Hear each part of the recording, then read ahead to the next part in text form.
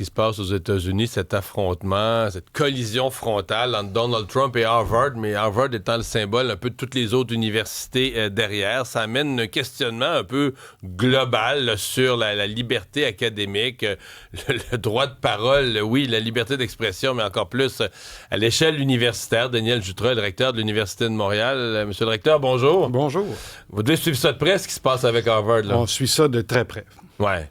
Parce que les universités collaborent, je veux dire, il y a des gens, des gradués à la maîtrise de l'Université de Montréal qui vont faire leur doctorat à Harvard. Oui.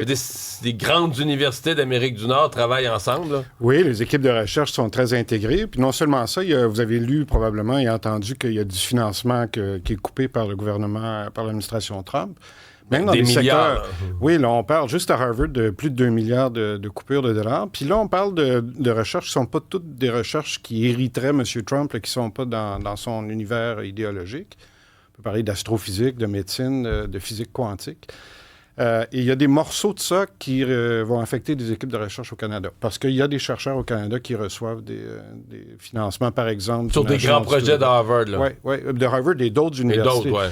Alors, nous, on a fait un petit survol, on a un inventaire de ce que ça représente. C'est plusieurs millions de dollars, quelques dizaines de millions de dollars pour des chercheurs attachés à l'Université de Montréal seulement. Bon. On peut...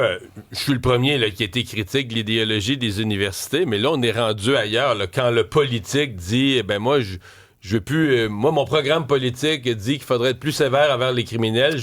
Donc, je ne veux plus que les départements de criminologie étudient l'efficacité de telle mesure. Donc, tu interdis que des champs d'études soient poursuivis parce que toi, tu penses pas ça ou tu veux pas entendre la conclusion. Ou... Exactement. Alors là, on dépasse la critique, qui est, je pense, qui est acceptable. Là, les universités sont exposées à la critique, puis on la reçoit favorablement. Quand on est capable de s'adapter ou de s'amender, on va le faire. Mais là, on est dans un environnement où le contexte politique prend le contrôle des universités. Vous avez vu certaines des demandes qui avaient été formulées par M. Trump il y a quelques semaines, là, qui concernaient le recrutement des profs, la promotion des profs, le recrutement des étudiants.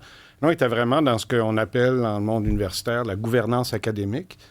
Et d'avoir des acteurs politiques qui font des gestes comme ceux-là pour des motifs proprement idéologiques. Là, on se sert essentiellement du cadre réglementaire tel qu'il existe aux États-Unis, le Civil Rights Act ou des structures d'autorisation, par exemple, de visa pour les étudiants. On a vu la semaine dernière, donc, on a retiré à Harvard la possibilité d'inscrire des étudiants issus de la filière internationale.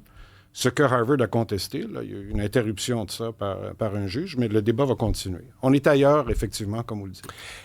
Est-ce que vous avez des profs et ou des étudiants de haut niveau qui craignent maintenant d'aller... Parce que, bon, le monde universitaire est plein de... L'idée des idées, des recherches, c'est des partager, des débattre, des comparer. Donc, il y a des colloques, des symposiums, donner tous les noms, mais des occasions de se rencontrer entre les plus grands cerveaux du monde qui travaillent dans des mêmes domaines de recherche pointus. Est-ce que vous avez des profs ou des chercheurs ou des étudiants de haut niveau au doctorat, par exemple, maintenant, qui ont peur d'aller aux États-Unis? Parce qu'ils disent, nous... Si aux douanes, moi j'entends parler de ça par des universitaires, aux douanes, ils vont peut-être vérifier nos publications, vérifier ce qu'on a dit. Puis si l'idéologie plaît pas, on peut être dans le trouble. Oui, les agents à la frontière, d'ailleurs, c'est quelque chose que les Canadiens, les Québécois ne savent pas beaucoup, mais c'est un pouvoir que les agents frontaliers peuvent exercer. Ça fait longtemps qu'ils ont ce pouvoir-là de regarder dans votre tablette, dans votre téléphone, de vous demander votre mot de passe, de vous demander de mettre votre visage devant l'écran pour déverrouiller votre téléphone, puis de voir ce qu'il y a dedans. Là, ce qui est nouveau, c'est que, alors que ces mesures-là visaient probablement, logiquement, à contrôler des enjeux de sécurité nationale, là, ils peuvent être utilisés, puis il semble qu'ils sont utilisés à l'occasion pour valider des opinions. Des opinions, exactement. Des critiques de Trump, de son administration, ou de certaines positions pointues.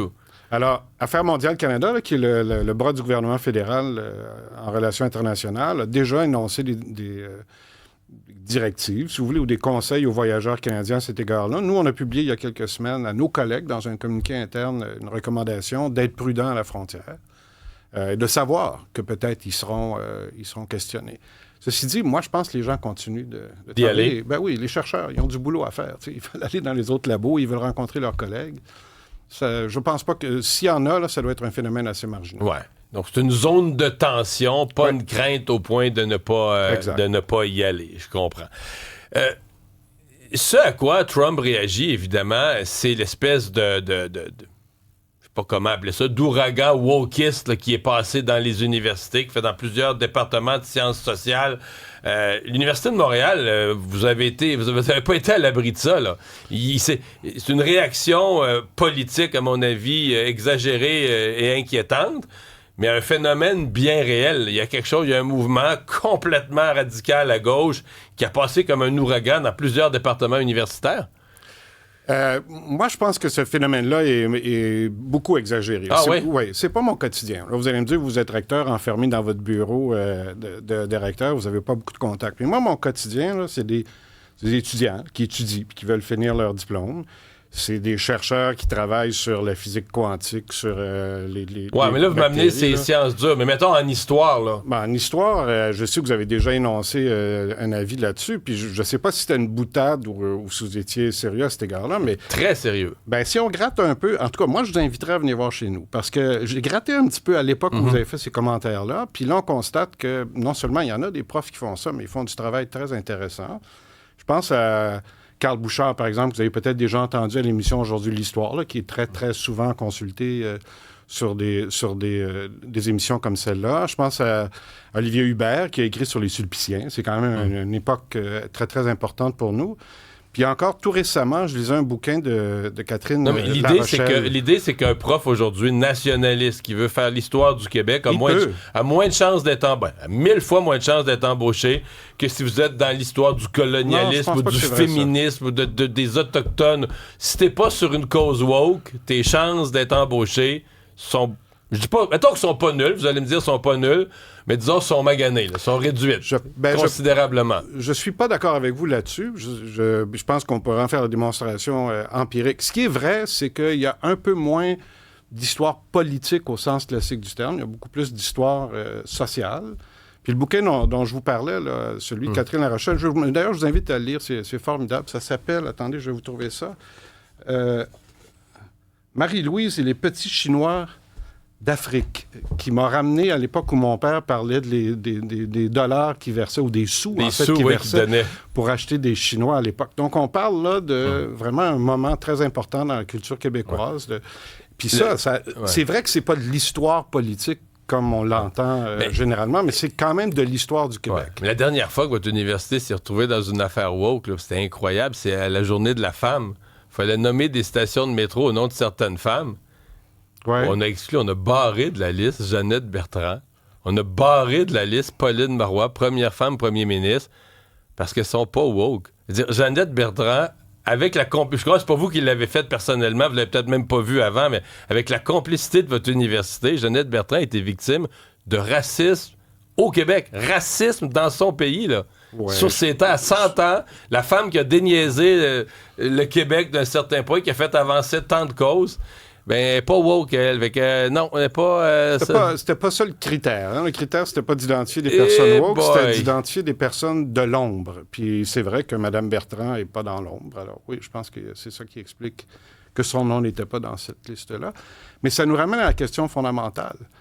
Qui décide si c'est un bon choix, cette affaire-là? Est-ce que vous voulez que quand des gens travaillent sur un projet de recherche, parce que c'est un projet de recherche-création, le recteur dise au chercheur ou à la chercheuse, là, mets pas ça dans ton... Non, mais c'est pour ça que je vous ai pas... C'est pour ça que c'est pas vous que moi, je veux pas que M. Trump le fasse. Moi, je veux pas le faire. C'est pour ça que c'est pas vous que je parle. Je dis juste que il se produit dans vos universités des affaires aussi extrêmes que ça. Ça, c'est vrai. Puis moi, je suis dans la liberté d'expression, mais tu dis, OK, le balancier Trump est une épouvantable revient d'une épouvantable façon sur un balancier qui est allé trop loin d'un côté. C'est ma réflexion. Là, je pense que votre réflexion est juste sur la manière dont M. Trump utilise ce phénomène-là, qui est un phénomène réel, pour prendre des moyens de contrôle sur les universités qui sont des lieux de contre-pouvoir très importants.